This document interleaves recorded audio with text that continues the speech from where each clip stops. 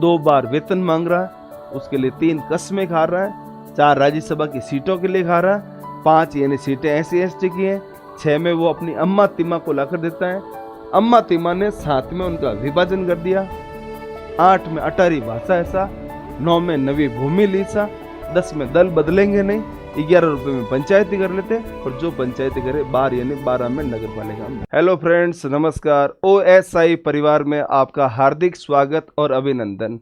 मैं आपका दोस्त प्यारेलाल सांकला इंडियन पॉलिटी और राजस्थान पॉलिटी लेकर आया हूं और आपका हृदय की गहराई से बहुत बहुत स्वागत और अभिनंदन करता हूं। मित्रों, सबसे पहले हम शुरू करेंगे भारतीय राज व्यवस्था यानी इंडियन पॉलिटी। और आप जो लाइब्रेरियन पुस्तकालय अध्यक्ष की तैयारी कर रहे हैं, इस बार सरकार ने इंडियन पॉलिटी को भी ऐड किया है, तो निश्चित तौर पर इंडियन पॉलिटी और राज्य पॉलिटी में से भी क्वेश्चंस पूछे जाएंगे। तो इंडियन पॉलिटी की हम शुरुआत करते हैं सर्वप्रथम भारतीय संविधान को लेकर। मित्रों, बेसिक सवाल सबसे पहले ये है, संविधान क्या है? हालांकि ये प्रश्न नहीं पूछा जाता है, लेकिन जब हम पॉलिटी की बात कर रहे हैं तो कम से कम संविधान क्या है, संविधान शब्द की उत्पत्ति सर्वप्रथम कहां पर हुई, संविधान की परिभाषा क्या है, ये जानना हमारे लिए बेहद जरूरी है। तो सबसे पहले मित्रों हम बात करते हैं संविधान की।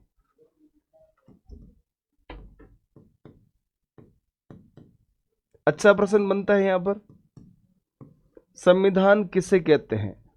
किसी भी देश की राज व्यवस्था को चलाने के लिए जो नियम बनाए गए हैं, जो नियमों का समूह है, उस नियमों के समूह को संविधान कहते हैं।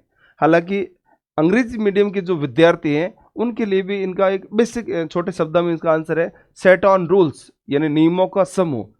तो किसी भी देश की राज व्यवस्था को चलाने के लिए जो नियम बनाए गए हैं उस नियमों के समूह को संविधान कहते हैं। ये एक मीनिंग्स है इसकी। अब दूसरी बात, संविधान की उत्पत्ति कहां पर हुई थी? मित्रों, हम बात करते हैं संविधान की उत्पत्ति की, तो अच्छा प्रश्न बनता है यहां पर भी कि संविधान की उत्पत्ति सर्वप्रथम कहां पर हुई थी? तो इसका आंसर है संविधान की उत्पत्ति सर्वप्रथम यूनान के एथेंस में हुई। यूनान के एथेंस में हुई। कई बार विद्यार्थी कुछ अमेरिका को मानते हैं संविधान में, कुछ ब्रिटेन को मानते, कुछ फ्रांस को मानते, जबकि विधिवत रूप से सर्वप्रथम संविधान शब्द की उत्पत्ति यूनान के एथेंस से मानी जाती है। तो पहला प्रश्न मित्रों ये बनता है कि संविधान की उत्पत्ति सर्वप्रथम कहां पर हुई? तो इसका आंसर हो जाएगा यूनान के एथेंस में। दूसरी बात, एक शब्द आता है संविधानवाद। शब्द आता है संविधानवाद, कॉन्स्टिट्यूशनलिज्म। क्या है संविधानवाद? संविधानवाद का अभिप्राय यह है, जैसा संविधान में कहा गया है और यदि वैसा होता है तो उसे संविधान भी कहते हैं और संविधानवाद भी कहते हैं। यानी जैसा संविधान की जो व्यवस्था में दर्शाया गया है और यदि वही व्यवस्था चल रही है तो उसे हम संविधानवाद कहते हैं। जैसे एक एग्जाम्पल, मैं कहता हूं भारत में पंथ निरपेक्ष राज्य का प्रावधान है, ऐसे भारतीय संविधान की विशेषता में कहा गया है। क्या वास्तव में पंथ निरपेक्ष है भारत? इसका मतलब भारत में संविधान भी है और संविधानवाद भी है। जो चीज कही गई है यदि वो हो रही है तो संविधानवाद है। एक फिल्म देखी होगी मित्र आपने, रावड़ी राठौड़, उसमें एक फेमस डायलॉग था अक्षय कुमार का, जो मैं बोलता हूं वो मैं करता हूं। यानी मैं बोल भी रहा हूं और कर भी रहा हूं, संविधान में दर्शाया गया भी है और वैसा होता भी है, दैट इज संविधानवाद। ये दो बेसिक जो शुरुआत के प्रश्न है, संविधान और संविधानवाद क्या है, इनकी परिभाषा मैंने बता दी, संविधान की उत्पत्ति कहां हुई यह भी बता दी। अब दूसरी बात, विश्व में पहली बार किस देश का संविधान बना था? तो अगर हम विश्व की बात करते हैं तो सबसे पहले 1688 में इंग्लैंड में गौरवपूर्ण क्रांति हुई थी और इंग्लैंड राजतंत्र, जो निरंकुश राजतंत्र था, उनसे मुक्ति पाई और ब्रिटेन दुनिया का सबसे पहला देश बना था 1688 में। लेकिन ब्रिटेन का संविधान अलिखित है मित्र, उस संविधान को कभी लिखा नहीं गया था। आप मुझसे एक प्रश्न पूछेंगे कि ब्रिटेन के संविधान को जब लिखा नहीं गया है तो उनकी जो तमाम व्यवस्थाएं हैं वो सारी आई कहां से? इसका आंसर यह है मित्र कि ब्रिटेन रीति रिवाजों पर, प्रथाओं पर और परंपराओं पर आधारित है और उन्होंने इन तीनों चीजों को ही अपना संविधान मान लिया। दैट्स वाई ब्रिटेन को इस संविधान को कभी लिखने की आवश्यकता नहीं हुई। इसलिए दुनिया का एकमात्र अनरिटन कॉन्स्टिट्यूशन अगर कोई है वो है ब्रिटेन का, यूके का, बोले तो यूनाइटेड किंगडम का। दूसरी बात, पहली बार लिखित संविधान किस देश का बना? रिटन कॉन्स्टिट्यूशन विश्व में पहली बार संयुक्त राज्य अमेरिका का, संयुक्त राज्य अमेरिका का। 4 जुलाई 1776, 4 जुलाई 1776 को अमेरिका स्वतंत्रता संग्राम हुआ था। 1787 फिलाडेल्फिया सम्मेलन के दौरान अमेरिका का संविधान बनना प्रारंभ हुआ था और 1789 में अमेरिका के संविधान को लागू किया गया और विश्व का प्रथम लिखित संविधान है वो संयुक्त राज्य अमेरिका का है। अब तक मित्रों जो हमने बातें की हैं उनसे साफ ये जाहिर होता है कि संविधान क्या है, संविधान कैसे बना, संविधान कहां पर बना, संविधान सबसे पहले कहां से बना। तो चार चीजें आपके सामने आई। विश्व की अगर हम बात करते हैं तो संविधान की उत्पत्ति सर्वप्रथम कहां पर हुई? यूनान के एथेंस में। अगर प्रश्न पूछा जाए प्रथम अलिखित संविधान किस देश का है तो ब्रिटेन का है, जिसे हम इंग्लैंड भी कहते हैं या यूके भी कहते हैं। विश्व का प्रथम लिखित संविधान किस देश का है तो आंसर हो जाएगा संयुक्त राज्य अमेरिका का। ये तीनों बहुत महत्वपूर्ण प्रश्न है मित्रों, इनको ध्यान रखिएगा, ऐसे प्रश्न परीक्षाओं में पूछे जा सकते हैं। चलिए इसके बाद अपन बात करते हैं भारतीय संविधान के बारे में। ये विश्व स्तर पर हमने बात की थी कि किसका पहली बार बना, कौन सा लिखित है या कौन सा अलिखित है। इसके बाद अपन चर्चा करते हैं भारतीय संविधान के बारे में, इंडियन कॉन्स्टिट्यूशन के बारे में। और भारतीय संविधान में सबसे पहला जो अपन चैप्टर आज पढ़ेंगे वो है भारत के संविधान की प्रमुख अनुसूचियां, शेड्यूल्स, भारतीय संविधान की प्रमुख अनुसूचियां।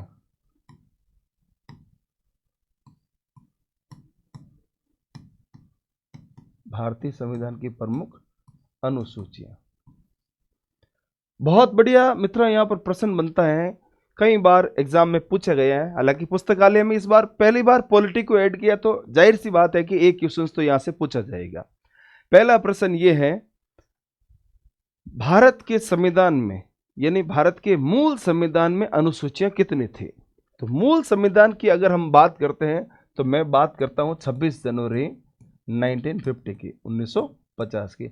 जब भी मूल शब्द मैं इस्तेमाल करता हूं इसका मतलब मैं बात करता हूं 26 जनवरी 1950 की, 26 जनवरी 1950 की। मूल संविधान में, भारतीय संविधान में जो अनुसूचियां थी वो टोटल थी 8। कितनी थी मित्रों? 8 अनुसूचियां थी। बाद में संविधान में संशोधन होते गए, अमेंडमेंट होते गए और 4 नई अनुसूचियों को और जोड़ा गया।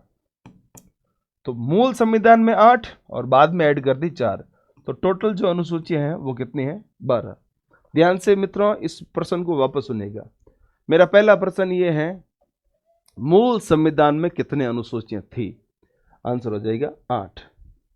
बाद में कितनी अनुसूचियों को जोड़ा गया? 4।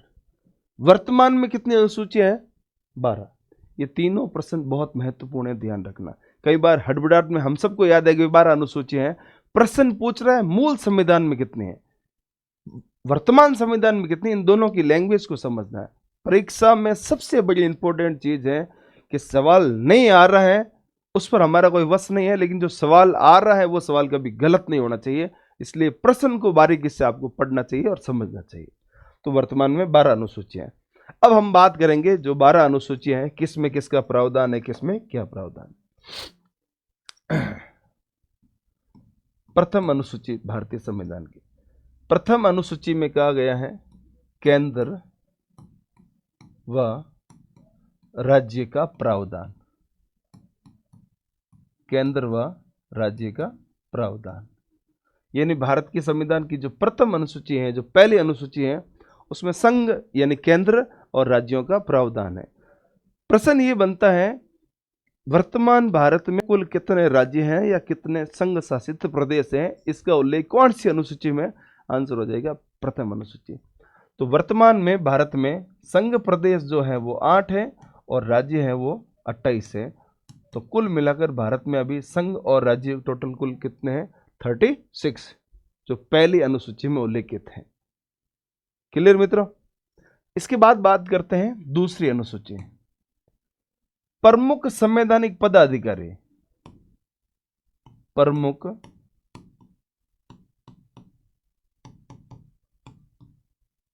संवैधानिक पदाधिकारी।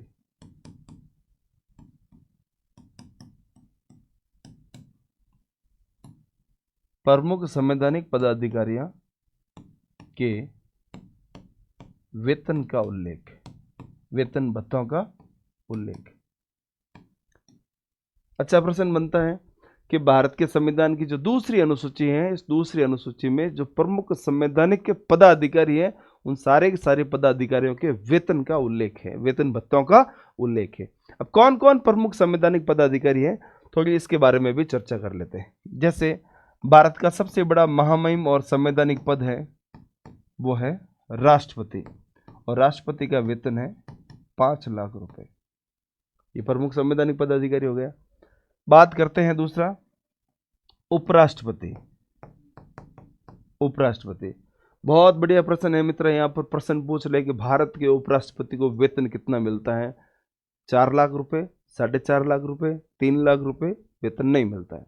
तो इसका आंसर हो जाएगा उपराष्ट्रपति को वेतन नहीं मिलता है। अब आप पूछेंगे मुझसे प्रश्न कि भाई इतना बड़ा पदाधिकारी है देश का, राष्ट्रपति अगर नहीं है तो उनके तमाम कार्य उपराष्ट्रपति करता है, फिर इसको वेतन क्यों नहीं मिलता है। भारत के संविधान में उपराष्ट्रपति के वेतन का कहीं पर भी प्रावधान नहीं है, लेकिन जो भारत का उपराष्ट्रपति है वो राज्यसभा का पदेन सभापति होता है, एक्स ऑफिशियो चेयरमैन।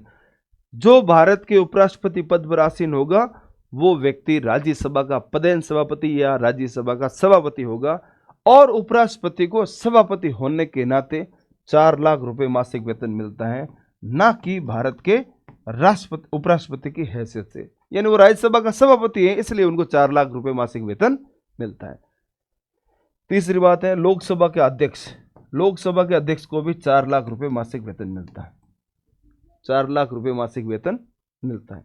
इसके बाद बात करते हैं गवर्नर की, बोले तो राज्यपाल की। राज्यपाल को 3,50,000 रुपये मासिक वेतन मिलता है, 3,50,000 रुपये। फिर बात करते हैं CJI, सुप्रीम कोर्ट का मुख्य न्यायाधीश। सुप्रीम कोर्ट का जो मुख्य न्यायाधीश है उनकी सैलरी है 2,80,000 रुपये पर मंथ। सुप्रीम कोर्ट के जो अन्य जज हैं, अन्य जजों की जो सैलरी है वो है 2,50,000 रुपये। अगर हम बात करते हैं हाईकोर्ट के मुख्य न्यायाधीश की, हाईकोर्ट के मुख्य न्यायाधीश की तनख्वाह है 2,50,000 रुपये। अगर हम बात करते हैं हाईकोर्ट के अन्य जजों की तो है 2,25,000 रुपये।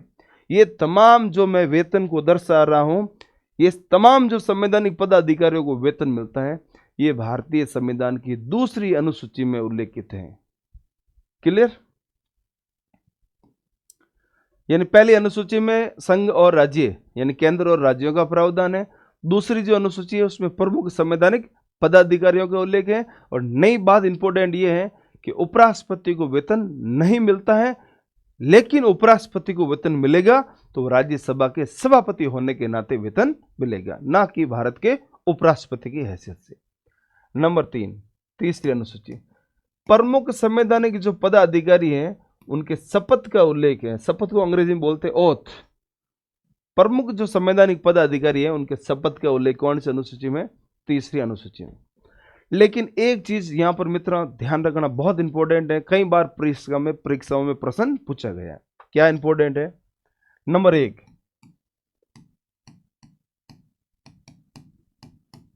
राष्ट्रपति, उपराष्ट्रपति और राज्यपाल,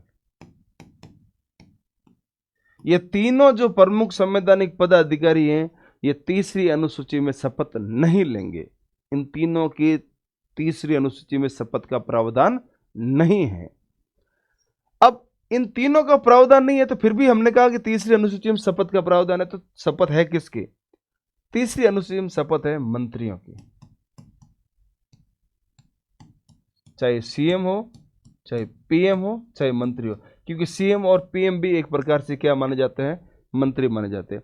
हाई कोर्ट के जजेज हो, चाहे सुप्रीम कोर्ट के जजेज हो, चाहे केंद्रीय मंत्री हो, चाहे राज्य मंत्री हो, इन सब के शपथ का जो प्रावधान है भारतीय संविधान के तीसरी अनुसूची में उल्लेखित है।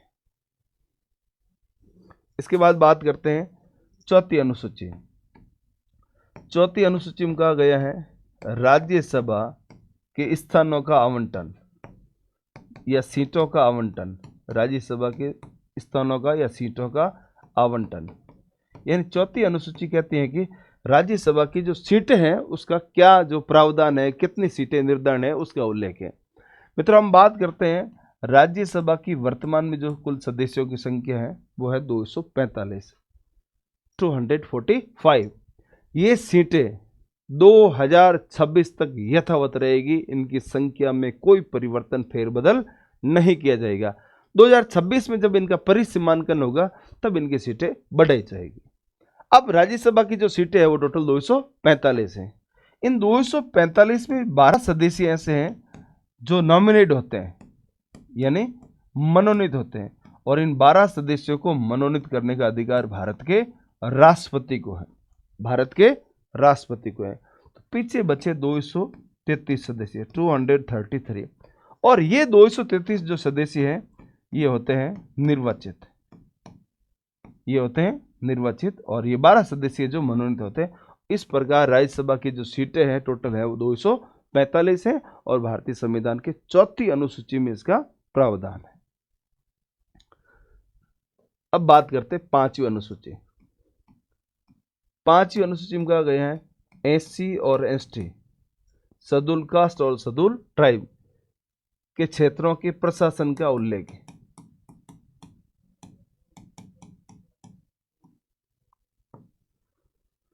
एससी एसटी की कितनी सीटें होगी, इनका जो निर्धारण है वो भारतीय संविधान की पांचवी अनुसूची में प्रावधान है। ठीक है मित्रों, इसके बाद करते हैं छठवीं अनुसूची, AMTM, असम, मेघालय, त्रिपुरा और मिजोरम। ये जो 4 राज्य हैं मित्रों, इन 4 राज्यों को विशेष राज्य का दर्जा दिया गया है। इन 4 राज्यों को विशेष राज्य का दर्जा दिया गया है।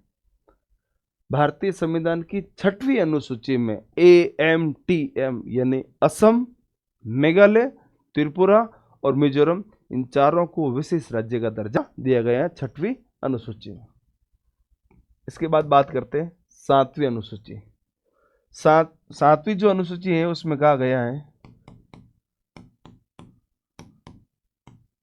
शक्तियों का विभाजन, शक्तियों का विभाजन।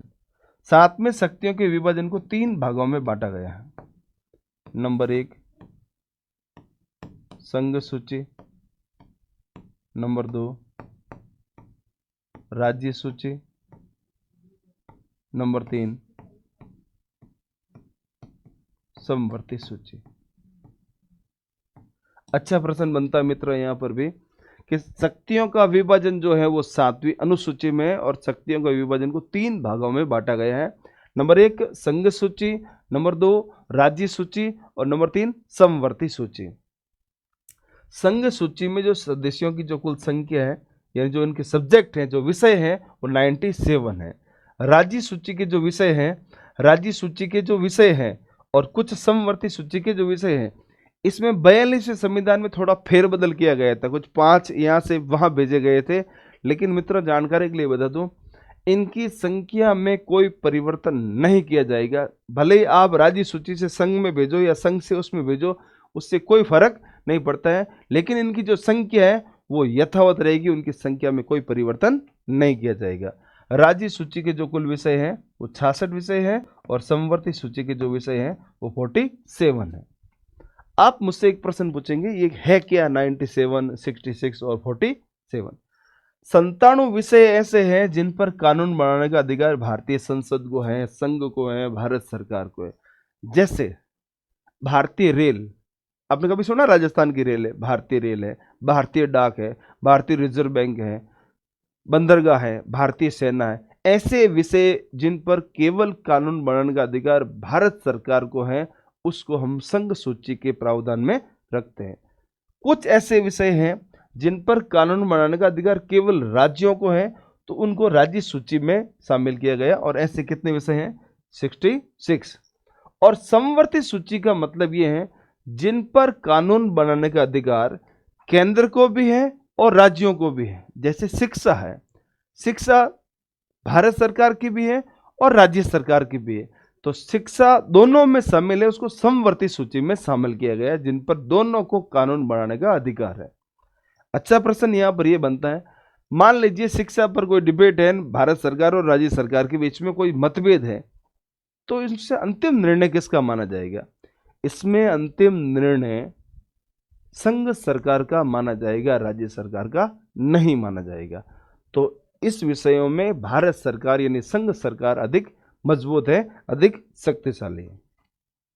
अब इन तीन के अलावा भी अगर कोई कुछ बच गया है, उसको बोलते अवशिष्ट शक्तियां, उसको बोलते अवशिष्ट शक्तियां।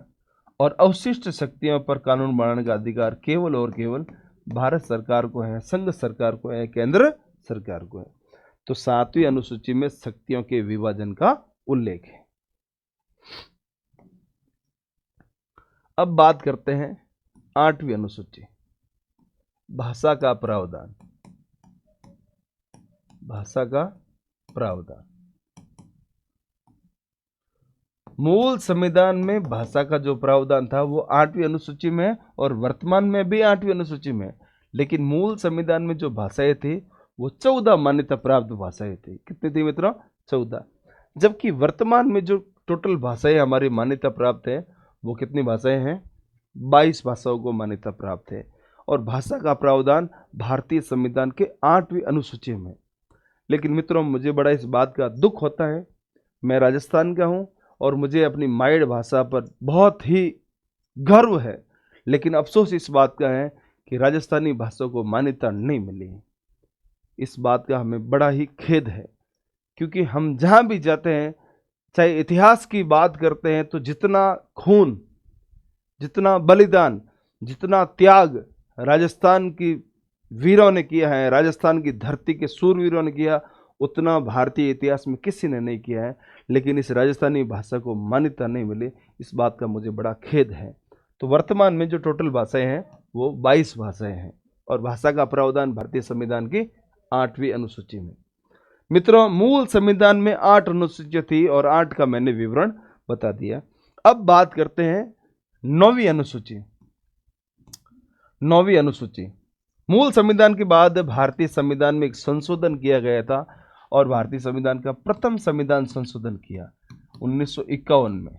1951 में, और उसमें पहली बार 9वीं अनुसूची को जोड़ा गया, जिसका नाम है भूमि सुधार एक्ट। भूमि सुधार एक्ट अधिनियम। प्रथम संविधान संशोधन संविधान सभा के द्वारा किया गया था, क्योंकि 1951-52 में प्रथम लोकसभा के चुनाव हुए थे, जबकि यह संशोधन 1951 में कर दिया गया था। और उस समय संसद का जो कार्य है वो संविधान सभा एक काम कर रही थी। संविधान सभा भी एक प्रकार से संसद के रूप में कार्य करते थे और पहली बार 9वीं अनुसूची को जोड़ा गया, जिसका नाम है भूमि सुधार अधिनियम। अब आप मुझसे पूछेंगे कि भाई ये भूमि सुधार अधिनियम है क्या? इसमें 9वीं अनुसूची को जोड़ तो दिया, बढ़िया किया, बट इसमें है क्या? इसमें यह साफ साफ कहा गया है, संसद ऐसा कभी कोई कानून बनाए और उसको 9वीं अनुसूची में रख दे तो उसमें परिवर्तन नहीं किया जाएगा। लेकिन एक बात यह भी साफ कही गई है, अगर संसद ने कोई कानून बनाया और 9वीं अनुसूची में रख दिया, मान लिया उसमें परिवर्तन फेरबदल नहीं होगा, लेकिन वो कानून व्यक्ति के मौलिक अधिकारों का हनन करता है, मौलिक अधिकारों के अगेंस्ट में कार्य करता है, तो संसद भले ही ऐसे कानून बनाए, सुप्रीम कोर्ट ऐसे कानून को खारिज कर देगा। व्यक्ति के मौलिक अधिकारों का हनन नहीं होना चाहिए। ये 9वीं अनुसूची है। इसके बाद में है 10वीं अनुसूची, दल बदल पर रोक। दल बदल पर रोक। भारतीय संविधान में 52वां संविधान संशोधन किया गया था 1989 में। राजीव गांधी की सरकार थी और राजीव गांधी की सरकार ने 52वां संविधान संशोधन करके दल बदल अधिनियम पर रोक लगाया था। अब दल बदल है क्या? दल बदल मीन्स ये है, कोई भी कैंडिडेट, किसी पार्टी ने उसको टिकट दिया, चुनाव लड़ा, चुनाव जीत गए, किसी व्यक्तिगत कारणों से, हो सके उनकी कोई इच्छा थी मंत्री बनने की या कोई और उनका टारगेट था, वो पूरा नहीं हुआ, वो अपनी पार्टी छोड़कर किसी दूसरी पार्टी में मिल जाता है ये संविधान कहता है दल बदल है, और इस पर रोक लगाने के लिए 10वीं अनुसूची का राजीव गांधी ने 52वां संविधान संशोधन करके ऐड कर दिया। इसके बाद बात करते हैं 11वीं अनुसूची, पंचायती राज शासन। पंचायती राज शासन को संवैधानिक दर्जा देना, पंचायती राज शासन या पंचायतों का उल्लेख। 11वीं अनुसूची में पंचायती राज शासन का उल्लेख है। इसके लिए राव साहब की सरकार थी और राव साहब ने 73वां संविधान संशोधन किया था, 73 कॉन्स्टिट्यूशन अमेंडमेंट 1992, यानी इसका संसद में बिल रखा गया था 1992 में। भारत सरकार ने बिल पास किया 1993 में और राजस्थान ने बिल पास किया 1994 में, 94 में। भारत में 24 अप्रैल 1993 और राजस्थान में 23 अप्रैल 1994 को, यानी एक साल में एक दिन कम था। अब क्या है पंचायती राज शासन और क्या है 11वीं अनुसूची? राव साहब ने अपना काम कर दिया, 11वीं अनुसूची को जोड़कर 73वें संविधान में पंचायती राज शासन को संवैधानिक दर्जा दे दिया। अब पंचायती राज शासन को मोटे मोटे रूप से 3 भागों में बांटा गया, 3 भागों में बांटा गया। एक ग्राम स्तर पर, जिसको अपनी भाषा में ग्राम सभा बोलते हैं। दूसरा पंचायत समिति, और तीसरा जिला परिषद। तीसरा जिला परिषद। इन तीनों को संवैधानिक दर्जा मिल गया 73वें संविधान संशोधन में, जब 11वीं अनुसूची को जोड़ा गया था। इनमें 11वीं अनुसूची में जो कुल विषय हैं, जो सब्जेक्ट हैं, वो 29 विषय हैं और 29 विषयों पर 11वीं अनुसूची को संवैधानिक दर्जा दिया गया। और ये राज्य सूची का विषय है, ये राज्य सूची का विषय है जिन पर राज्य सरकार को कानून बनाने का अधिकार है। इसके बाद बात करते हैं मित्रों 12वीं अनुसूची। 12वीं अनुसूची नगरीय शासन। नगरीय शासन 12वीं अनुसूची में नगरीय शासन का प्रावधान है और इसके लिए भारतीय संविधान में 74 कॉन्स्टिट्यूशन अमेंडमेंट, 74वां संविधान संशोधन, 74वां संविधान संशोधन, ये संविधान संशोधन 1993 में किया गया था। और इस समय भी सरकार थी राव साहब की, पी नरसिम्हा राव की। राव साहब ने 74वां संविधान संशोधन करके नगर पालिकाओं को नगरीय शासन को संवैधानिक दर्जा दिया। इनको संवैधानिक दर्जा देने का मतलब क्या है मित्रों, ध्यान से सुनना। 15 अगस्त 1947 को अपना देश आजाद हुआ। 2 वर्ष 11 माह 18 दिन में भारत का संविधान बनकर तैयार हुआ। 26 जनवरी 1950 को भारत का संविधान लागू हो गया। 1951-52 में प्रथम लोकसभा के चुनाव हुए। 1 नवंबर 1956 को समस्त जो रियासतें थी उन सब का एकीकरण हो गया था और संपूर्ण भारत में 14 राज्य और 6 संघ शासित प्रदेश बन गए। अब उस समय भारत में ग्रामीण शासन था, सरपंच भी था, प्रधान भी थे, जिला परिषद भी थी, नगर पालिका सब कुछ थे, लेकिन इनके पास पावर नहीं था, इनके पास बजट नहीं था, इनको कोई संवैधानिक अप्रूवल नहीं थे, ना इनका चुनाव होता था, ना इनको कोई बजट मिलता था, ना ही कोई विकास होता। आजाद भारत से लेकर 1993 तक नगर पालिकाएं थी, लेकिन उनके पास पावर नहीं था। और राव साहब ने मेहरबान करके 74वां संविधान और 73वां संविधान संशोधन करके स्थानीय स्वशासन को संवैधानिक दर्जा दिलाया। तो 12वीं अनुसूची में नगर पालिकाओं को जोड़ा गया था, इनको संवैधानिक दर्जा दिया।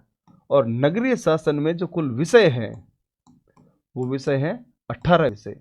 नगरीय शासन को 3 भागों में बांटा है। सबसे जो छोटा शासन है वो है नगर पालिका, फिर है नगर परिषद, फिर है नगर निगम। नगर निगम ये 3 को संवैधानिक दर्जा दिया। हालांकि जब हम स्थानीय स्वशासन पढ़ेंगे उस समय इसकी पूरी डिटेल से बात बताएंगे।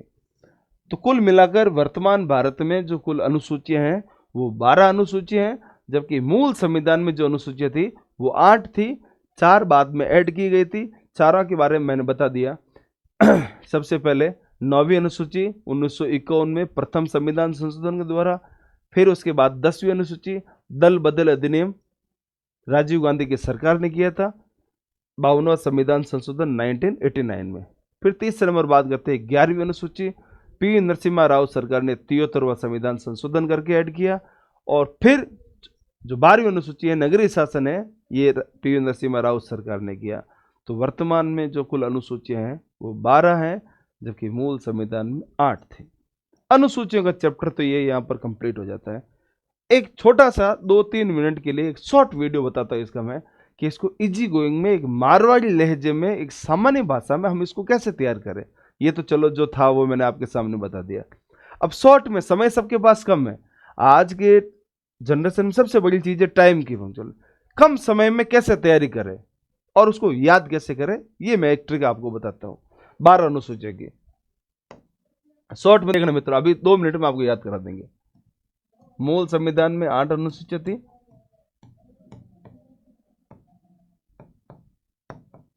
जबकि वर्तमान में 12 है।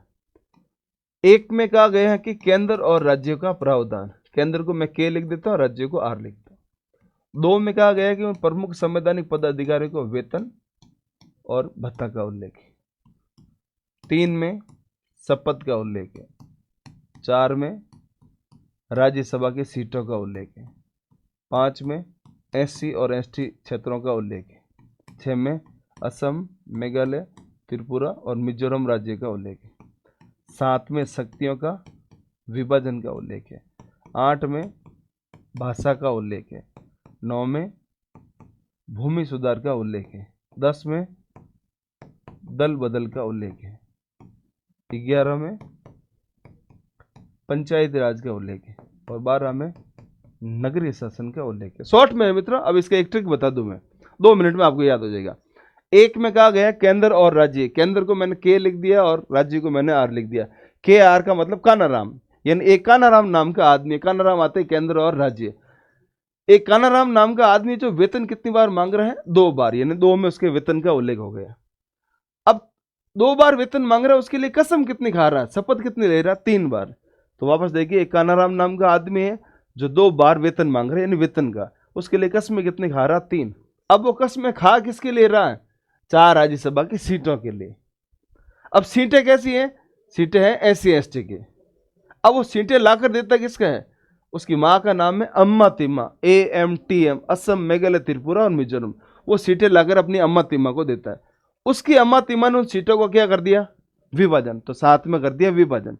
कई बार अपनी भाषा में कहते हैं ना, तो 18 भाषा है, 8 यानी 8 और 8वीं अनुसूची में भाषा। कई बार कहते हैं ना, तो 18 भाषा है। कई बार लोग कहते हैं ना, सर आजकल में नई जमीन ली सर, नई भूमि, तो 9 में हो गया भूमि। 10 में कह दिया दादाजी को घर बदलने की जरूरत नहीं। 10 में दल बदलने की जरूरत, गांव में लोग 11 रुपए में दुनिया भर की पंचायती कर लेते हैं, तो 11 में हो गया पंचायती। और 12 में हो गया नगरीय शासन। तो मोटे मोटे रूप से 12 अनुसूची हैं। ये आपके सामने फॉर्मूला लास्ट आपको बता दो।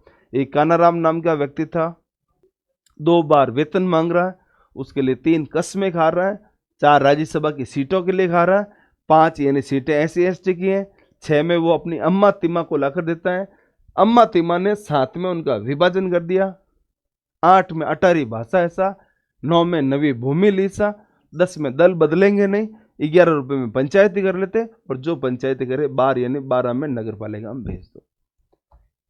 धन्यवाद मित्रों।